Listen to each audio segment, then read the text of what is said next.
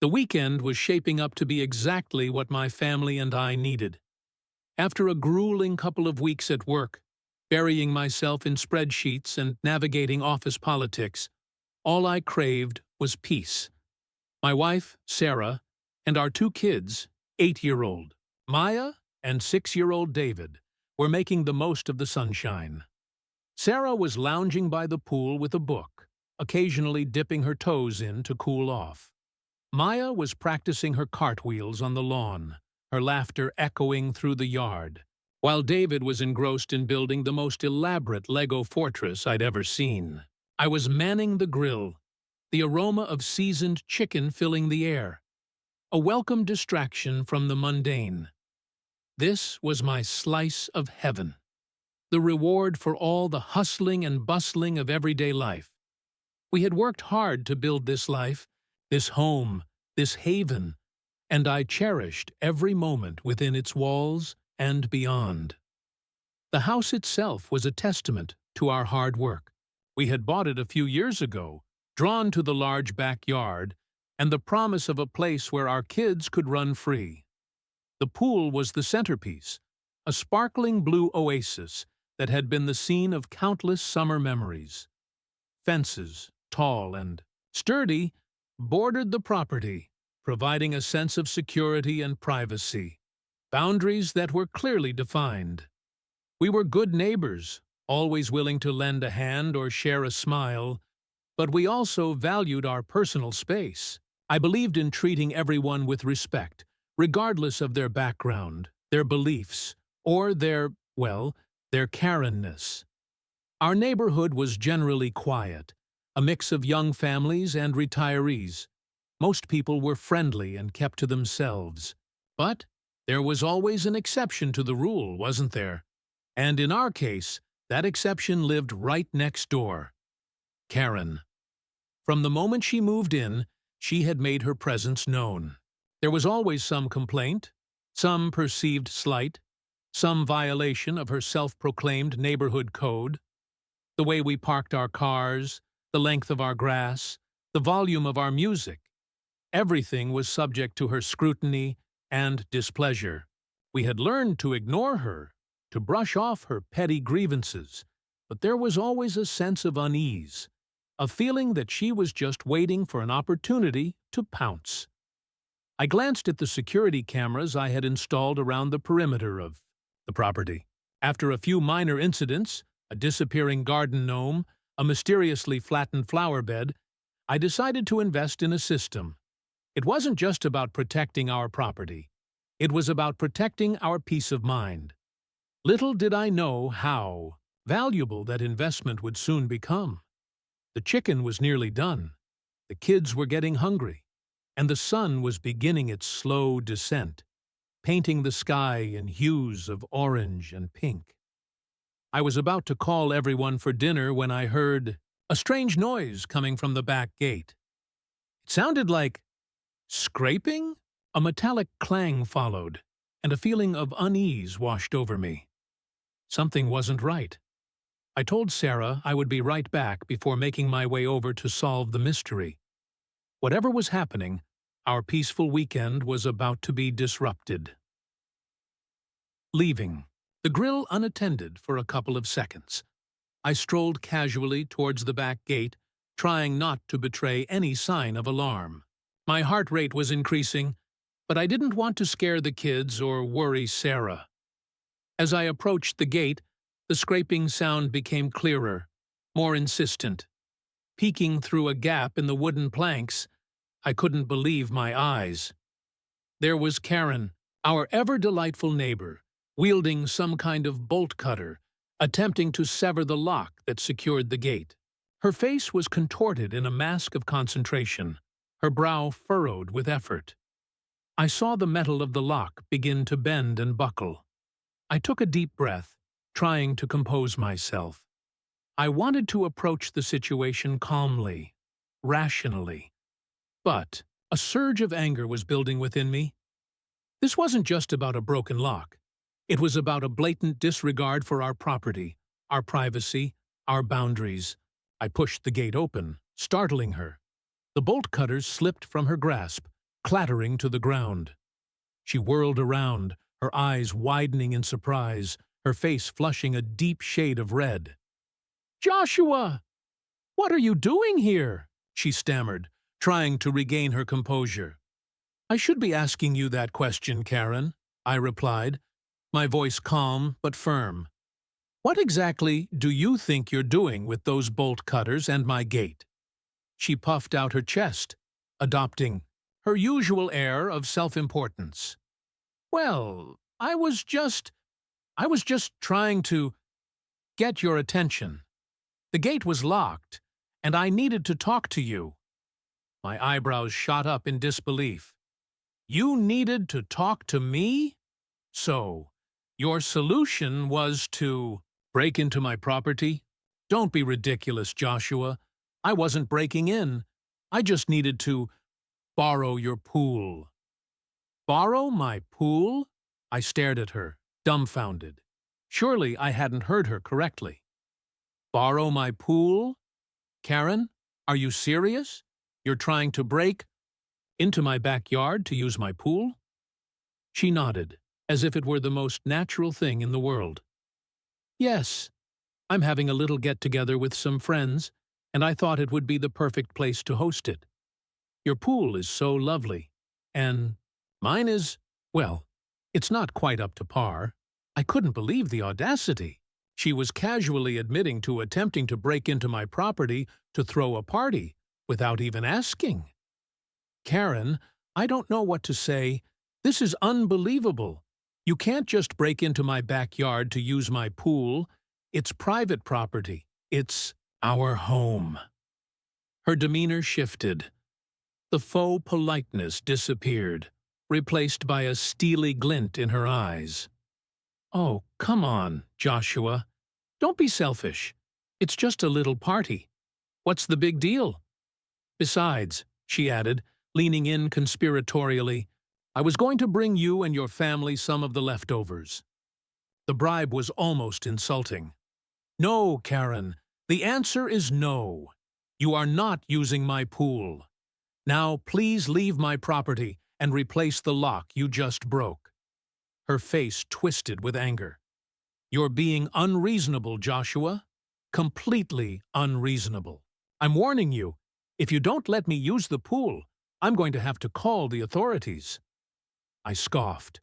"Call the authorities? Go ahead, Karen. I have nothing to hide." Karen's eyes narrowed, and she pulled out her phone, her fingers flying across the screen. "Fine, Joshua. You asked for it," she spat, holding the phone to her ear. I stood there, arms crossed, watching the charade unfold. I knew what was coming. I had seen it before, heard the stories.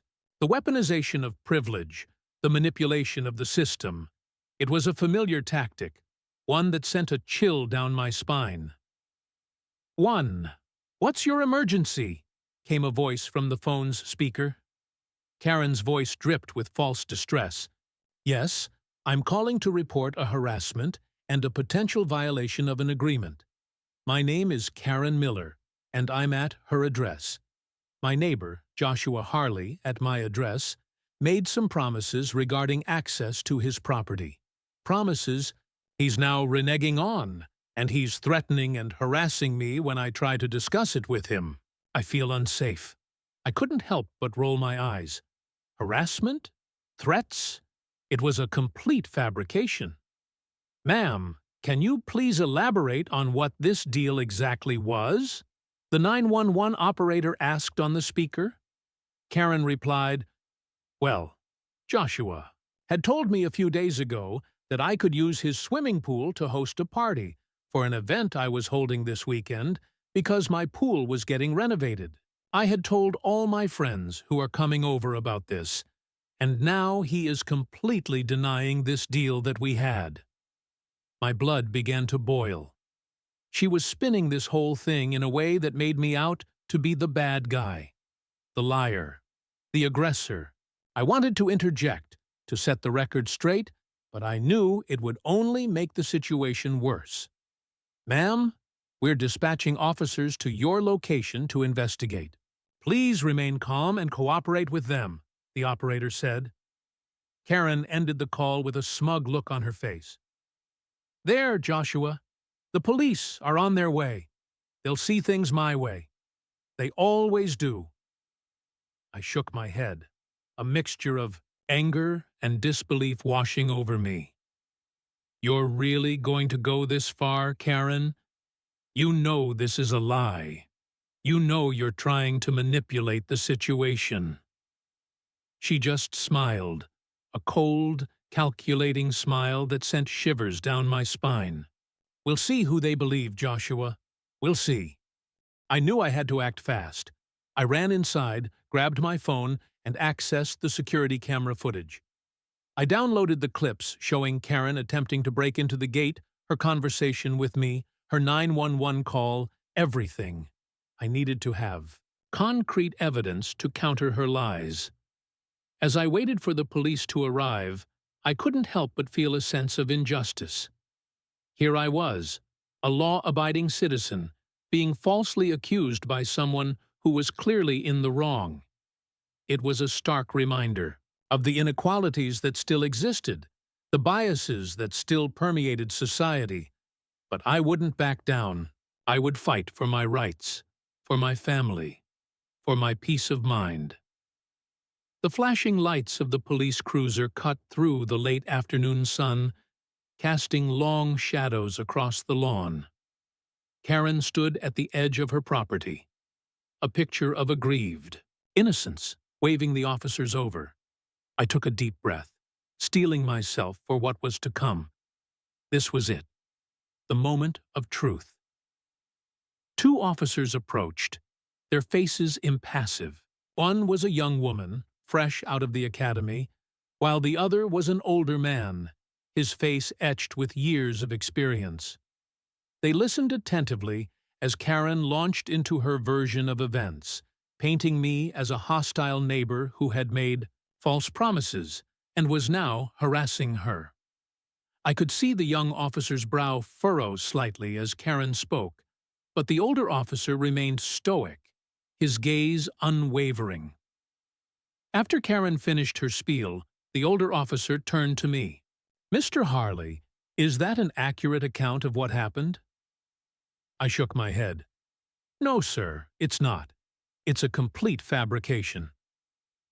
I explained the situation, detailing Karen's attempt to break into my gate, her demand to use my pool for a party, and her subsequent 911 call. I could see the skepticism in the young officer's eyes, the ingrained assumption that Karen's story was more plausible. Do you have any evidence to support your claims, Mr. Harley? The older officer asked. Yes, sir, I do.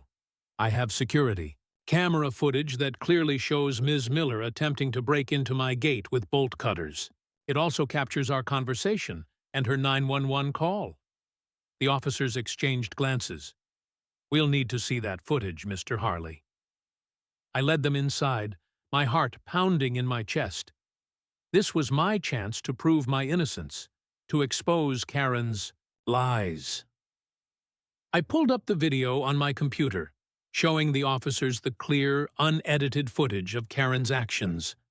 As they watched, I could see their expressions change. The young officer's skepticism melted away, replaced by a look of surprise. The older officer's face remained impassive, but I could sense a shift in his demeanor. When the footage ended, the older officer turned to Karen, his voice cold and authoritative. Ms. Miller, do you have anything to say about this video? Karen's face paled. She stammered, trying to deny what the camera had clearly captured. It's doctored. It's not real. The older officer raised an eyebrow. Do you really expect us to believe that, Ms. Miller? We can clearly see that this footage is authentic. He turned to the young officer. Place Ms. Miller under arrest for attempted breaking and entering. The young officer moved swiftly, placing Karen in handcuffs. The look of shock and disbelief on Karen's face was almost comical. She sputtered and protested, but the officers were unmoved. As they led her away, A convoy of cars pulled up to Karen's house. Her friends, the guests for her ill-fated pool party, emerged, carrying coolers and inflatable pool toys. They stopped dead in their tracks, their faces registering a mixture of confusion and horror as they witnessed Karen being escorted to the police cruiser. One of the women, a tall blonde with oversized sunglasses, approached me hesitantly. "What's going on? What happened to the party?" I explained the situation, detailing Karen's attempt to break into my backyard to use my pool without permission. The woman's jaw dropped. "She did what? I can't believe it. She told us she had arranged everything with you." The other guests gathered around, their expressions mirroring her shock and disbelief. They started talking amongst themselves, voices rising in indignation. It was clear they were not happy with Karen. As the police drove away with Karen in the back of their car, her friends turned to me, offering apologies and expressions of sympathy. They were embarrassed and ashamed of Karen's behavior, and they wanted to make it clear that they didn't condone her actions. "We had no idea she was going to do something like this," the blonde woman said. "We're so sorry for the trouble she caused you and your family." I accepted their apologies, grateful that they understood the situation and didn't blame me for the cancellation of their party. The whole scene was surreal. Just moments before, I had been facing the possibility of being falsely accused and potentially arrested. Now, Karen was the one in handcuffs, her reputation in tatters, her party ruined. It was a stark reminder that actions have consequences, and that lies and manipulation will eventually be exposed. After everyone had left, I went back inside, feeling exhausted but relieved. Sarah and the kids rushed to me, showering me with hugs and questions. I explained everything, carefully omitting the more upsetting details to spare the children. Sarah was furious about Karen's behavior, but she was also proud of the way I had handled the situation. The next few days were a whirlwind of activity. The police contacted me for a more detailed statement, and I provided them with all the evidence I had gathered. The news of Karen's arrest spread like wildfire through the neighborhood, and I received a flood of messages from other neighbors expressing their support and sharing their own stories of Karen's antics. It turned out that I wasn't the only one who had been targeted by her petty grievances and unreasonable demands. The broken gate was quickly repaired, and I reinforced the security measures around the property, just to be on the safe side. The sense of unease that had lingered in the air ever since Karen moved in began to dissipate, replaced by a feeling of renewed peace and security. Life slowly returned to normal. The kids went back to playing in the pool. Sarah resumed her poolside reading, and I fired up the grill, the aroma of barbecue once again filling the air. Of course, the Karen saga wasn't entirely over.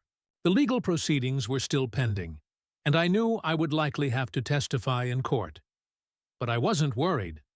I had the evidence, I had the support of my community, and I had the unwavering belief that justice would prevail. More importantly, I had learned a valuable lesson about the importance of standing up for what's right, even in the face of adversity. I felt sad for Karen. Her narcissism and racism took over her life, and she was now facing the consequences. The experience had been stressful and unsettling, but it had also brought my family and my community closer together. We had faced a challenge, and we had emerged stronger and more united. As I sat by the pool, watching my kids splash and laugh, I couldn't help but smile. The sun was shining, the birds were singing, and the air was filled with the sweet scent of summer. The peace had been restored,